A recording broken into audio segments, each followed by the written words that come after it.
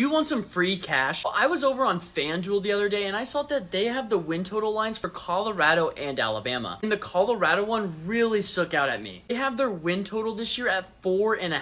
And as we know this last year, they won 4 games in the Pac-12. If you give me 1 second to explain, I'm going to tell you why the over is going to hit 100%. And if it doesn't, heck, I will delete this account. Well, let's kind of go game by game of what we know so far. They already have 2 games scheduled for next season. Nebraska and North Dakota State. And yes, North Dakota State is an FCS team, but they are no joke. They also kind of crushed Nebraska last season. But let's just say it doesn't go very well and they go 1-1 in this stretch. They still need another out-of-conference game. Will either be CSU or another group of 5 team. I'm going to give them the win. So they are 2-1 at this point. Now let's look at the new Big 12 and see how they'll do. This is the Big 12 how it looks right now, along with these teams. Let's just say they play the hardest teams in the Big 12 next year. But we got Utah. Let's say that's an L. Well, they're 2-2. Let's say Arizona without Jed Fish, they still lose, so they're 2-3. I really don't think they're that much worse than a lot of these teams. Let's just say out of Iowa State, West Virginia, they go 1-1. So they're 3-4. Then again, out of Oklahoma State and Kansas State, let's say they also go 1-1. That's 4-5. Again, let's say they go 1-1 in Texas Tech and Kansas. That's 5-6. Already over the win total. And we didn't even get into all these bottom feeders of the Big 12. I think Colorado will win, no question. Having the most toughest possible schedule for next year, I still think they would win 5 games. And they will get some of these bottom feeders. So bet on it before the line moves. Colorado over 4.5 wins, lock.